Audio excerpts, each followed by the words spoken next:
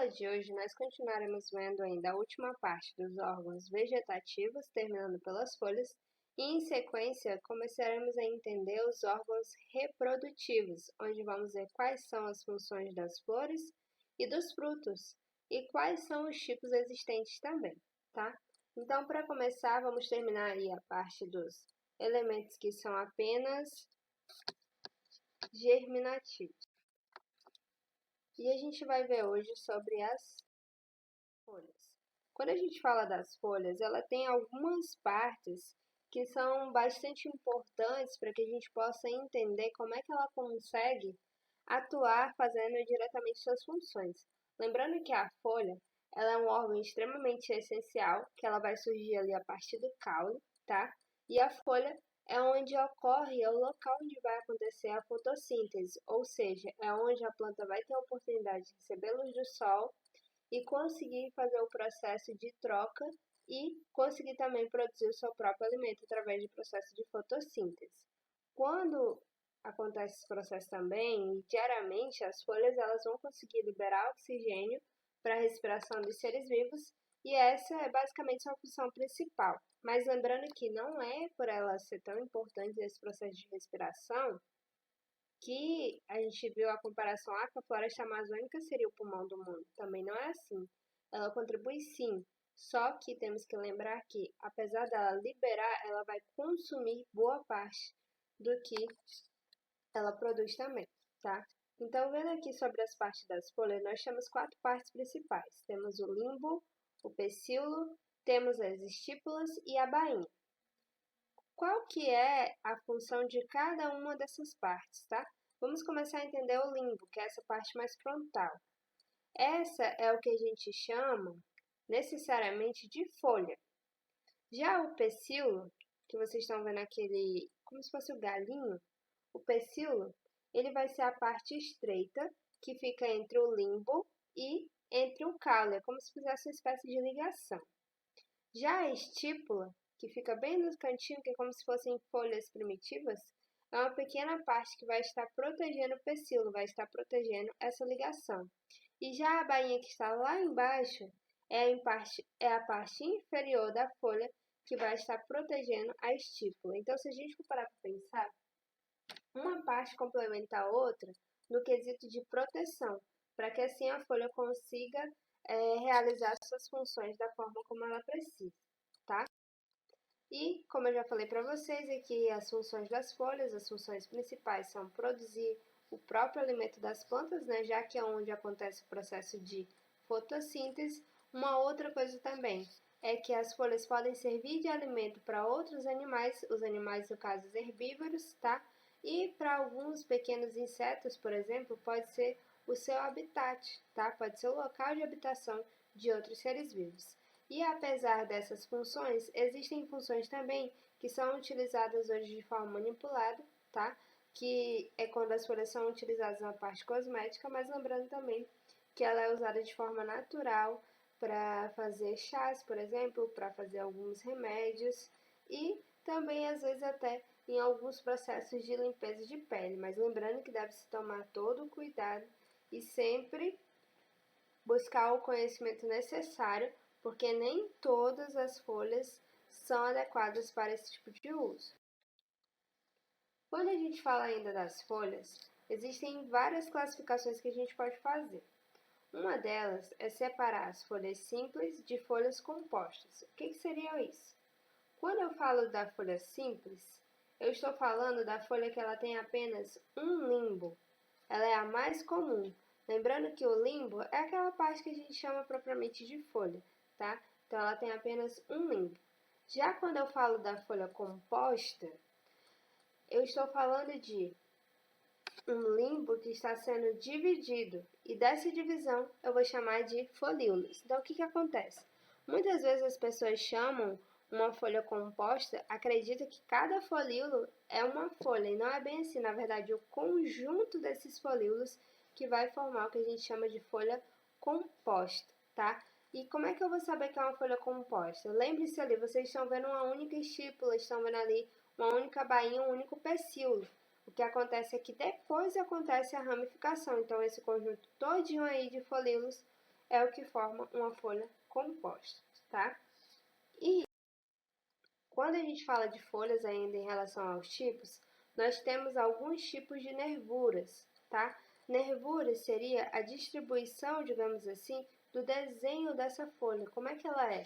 Se ela só tiver uma nervura, como por exemplo uma folha de pinho, eu vou chamar de uninérvia. Já quando ela tem uma nervura principal, que geralmente quando vocês vão fazer um desenho, que alguém pede para representar uma folha, esse é o tipo clássico, tá? É aquela que a gente faz um risco central e desse risco central fazemos várias ramificações, várias secundárias. Essa folha nós chamamos de peninérvia. Já uma folha que ela é um pouco mais estreita e que ela não tem uma ramificação assim para os lados necessariamente, assim para cima em um único sentido, são as nervuras que eu vou chamar de nervuras paralelas. E eu encontro, por exemplo, em plantações de milho, em plantações de cana. Já esse tipo de folha vai receber o nome de paralelinérvia, tá? E o outro caso aí, vocês estão vendo o exemplo de uma folha de videira, tá? Onde ela tem várias nervuras principais saindo da nave, saindo da base, tá? Então percebam aí que cada tipo de nervura, dependendo da forma como ela está se apresentando, eu estou falando de um tipo de folha específico, tá? E quando eu falo ainda do tipo de folha, além de eu estar associando aos tipos de nervura, dependendo da forma como ela está apresentada, se ela for uma única folha, vou chamar de folha simples. Se ela estiver agrupada de 2 em 2, eu vou chamar de uma folha que é bifoliada. Já se ela estiver de 3 em 3, trifoliolada, tá? De 5 é o tipo de folha digitada. Agora aquela que termina em 2, tá? Pode terminar de forma par ou de forma ímpar, eu vou chamar de pinada. E temos ainda a bipinada, tá? Essa bipinada pode ser, por exemplo, aquela que quando você trisca, ela tem um mecanismo de defesa de se fechar automaticamente. Então percebam que quando a gente fala de folha, apesar de parecer ser algo tão simples, ela desempenha funções extremamente necessárias para as plantas, tá? E uma outra questão também é que a gente tem uma gama muito grande de classificações que podemos fazer somente referente à folha. Então, uma folha ela quer dizer muita coisa a respeito de uma determinada espécie vegetal, tá? E aí, além da gente entender sobre os órgãos germinativos, como eu falei para vocês, hoje a nossa aula também é para que a gente possa entender os órgãos reprodutivos. Para entender os órgãos reprodutivos, a gente vai começar aí a entender quais são agora as características das flores, tá? Vamos entender da mesma forma que nós temos várias classificações, tá? Temos várias constituições também e vários tipos de flores. Então, quando eu falo das flores, antes da gente explorar aí quais são as partes constituintes geralmente de uma flor, é importante a gente lembrar que, por ser um órgão reprodutivo, consequentemente vai participar do processo de reprodução. E lembrando que desde que eu comecei a explorar com vocês o grupo das plantas, não são todas as plantas que apresentam flores necessariamente. Só vão apresentar flores aquelas que são classificadas como angiospermas, que são teoricamente as mais evoluídas, tá? E é por meio dessa reprodução de novas plantas, de novas flores, aliás, que novas plantas vão conseguir surgir e vão garantir com que o ecossistema esteja ali sendo mantido e esteja sendo equilibrado. Isso porque a gente tem que lembrar que elas também podem servir de alimento para outros seres vivos, podem servir de habitat também, tá? E quando a gente fala da função das flores, a sua principal função é produzir semente para que, consequentemente, possa gerar novas plantas e, assim, perpetuar o desenvolvimento das espécies, tá? Então, aqui indo para a parte das flores, o que uma flor completa precisa apresentar? Ela precisa apresentar uma estrutura que eu vou chamar de estame. Esse estame eu posso dividir em antera e em filete, tá? A antera seria a parte que fica lá no ápice, e o filete seria o que segura essa antera, tá? E temos também o carpelo. O carpelo também tem uma subdivisão, temos o estigma e o estilete. O carpelo já vai ser uma estrutura feminina da flor, tá? E ele também, lá quando a gente consegue abrir ele perfeitamente, lá no fundo a gente vai conseguir encontrar o ovário, tá? O ovário, então, é uma estrutura interna, tá? Tá indicado aí para vocês onde que ela fica, mas internamente depois que a gente faz a abertura do carpelo. Uma outra composição importante das flores são as pétalas, tá? Que na verdade são folhas modificadas e geralmente são coloridas, né? Tem uma diversidade muito grande de cores. E essa diversidade de cores é na intenção de atrair polinizadores, porque é interessante para a flor que o seu pólen seja carregado, por exemplo, para que assim ela possa garantir também uma forma de que sua espécie continue existindo, tá? E quando eu tenho várias pétalas reunidas, eu vou chamar esse conjunto de pétalas de corola. E já abaixo das pétalas eu tenho um conjunto que eu vou chamar de sépalas, tá? Que parecem como se fossem duas folhinhas bem pequenininhas, não são folhas, são sépalas, tá? Geralmente tem essa coloração verde mesmo, e o conjunto delas também recebe um outro nome, recebe o nome de cálice. E já o pedúnculo vai ser a estrutura que vai sustentar toda a flor, todas essas estruturas que eu acabei de falar para vocês agora. E é o que liga a flor ao resto da planta também, tá? E aí, quando eu falo desse pedúnculo, ele tem uma porção específica que eu vou chamar de receptáculo. E é no receptáculo que eu vou encontrar todos os elementos que eu acabei de explicar para vocês. Quando a gente fala ainda das flores, é importante a gente entender que nós temos o que a gente chama de flor completa, tá? Uma flor completa, ela vai apresentar as duas estruturas, tá? Que vocês vão já entender do que eu estou falando. E nós temos também a flor que pode ser somente feminina e a flor que vai ser somente masculina. Como é que isso acontece? Isso depende muito da estrutura da flor, depende se eu tenho a presença do gineceu e do androceu. O que é o gineceu? O gineceu, ele é a parte feminina da flor, tá? E o gineceu, ele é formado por carpelos. Além de carpelos, ele também tem o pistilo, estigma, estilete e o ovário. Então, lembre-se, se tem a presença do ovário, eu estou falando do gineceu, que é a parte feminina. O estigma é a porção que vai ser responsável ali, aquela bem em cima, por receber o grão de pólen, e esse grão de pólen vai conseguir, através do estilete, que é essa estrutura aí, se ligar até o ovário e assim realizar o processo de fecundação.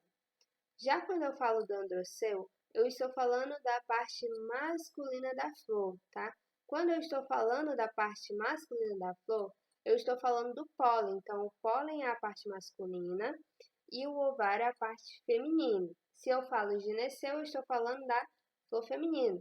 Se eu falo de androceu, da parte masculina, que vai ser o pólen, que é aquele que pode ser carregado, pode ser mobilizado, tá? E quando eu tenho uma flor completa, eu apresento as duas estruturas em uma única flor. Isso nem sempre acontece. Como, por exemplo, no mamoeiro, no pé de mamão. Ele apresenta as duas flores diferenciadas. Tem uma parte que é a flor menina, que é uma flor feminina, e tem a parte que é uma flor masculina, tá? Então, aqui, para vocês entenderem melhor, a classificação que a gente pode ter quanto ao sexo ou quanto ao número de flores. Eu posso ter flores que são hermafroditas, que são aquelas que têm os dois órgãos, tanto o reprodutor masculino quanto feminino, tá? E tem as dioicas, que são aquelas que apresentam os órgãos de maneira separada. Tem uma parte que vai receber a flor fêmea, a flor feminina, e a outra, a parte masculina, como eu falei para vocês, o exemplo do mamoeiro, tá? Mas, na maioria dos casos, a flor ela é totalmente completa, ou seja, ela apresenta as duas estruturas em uma única. Continuando sobre as flores, aqui a gente tem o processo de polinização. Polinização nada mais é do que a reprodução das plantas, ou seja, a transferência de pólen de uma flor para outra. Mas nem sempre acontece assim de uma flor para outra. Se acontece essa troca de pólen de uma flor para outra, eu estou falando de uma polinização cruzada, tá? Como vocês podem ver aí, uma abelha vai carregar de uma flor para outra. Mas em alguns momentos podem acontecer a autopolinização. Já na autopolinização acontece na própria flor, tá? Ou seja, entre flores da mesma planta ou na mesma flor, aliás, vai estar acontecendo esse processo. E a polinização é extremamente essencial para que o pólen consiga chegar até a parte feminina, tá? E lembrando que flor, só quem possui essa característica são as angiospermas, tá bom? E aí, continuando a nossa aula de hoje, além das folhas, que a gente viu que é germinativo, além das flores que são reprodutivas, nós temos uma outra parte bem importante, que são os frutos, que também caracterizam e são encontrados somente naquelas plantas que são angiospermas, tá? Vamos entender agora, lembrando aqui, o pericarpo é o conjunto dessas três partes, da casca, a parte que a gente come, e a parte mais interna, tá? Então, quando eu tenho esse conjunto todo, essas três partes que eu vou chamar de pericarpo, pobre em água, sem muita substância nutritiva, ou essa substância nutritiva vai ficar ali, principalmente na semente, eu estou falando de um fruto que ele é seco, como exemplo a ervilha e a castanha. Já um fruto carnoso, ele é totalmente contrário. Ele vai ter mais carne, digamos assim, e ele vai ser bastante rico em água e em substâncias nutritivas, tá? Como exemplo a maçã, o limão. Já quando a gente fala da deiscência, o fruto deiscente é aquele que ele só abre quando o fruto está maduro, para permitir com que as sementes sejam utilizadas, que elas sejam usadas também, que elas sejam liberadas para o meio exterior. Como exemplo, a gente tem a ervilha. Já um fruto indehiscente é aquele que ele não passa por esse processo de amadurecimento, que em um momento ele vai abrir, tá? Como por exemplo a maçã. Pode acontecer dela passar do seu prazo, digamos assim, mas ela não vai se abrir, tá? Ela só se abre mesmo se você for se alimentar dela ou se ela sofrer uma brusca queda, digamos assim, tá? E quando a gente fala ali do tipo do número de sementes, eu tenho aqueles que são monospérmicos, como por exemplo o abacate, que só tem uma semente, a manga também, tá? E eu tenho também os frutos polispérmicos, que são aqueles que têm um conjunto de sementes, como a laranja, como o melão, tá? Tenho várias sementes reunidas, como a melancia também, tá? E, continuando, uma coisa para dizer: maçã, morango e abacaxi e caju, eles na verdade não são frutos, eles são chamados de infrutescência. O que é isso?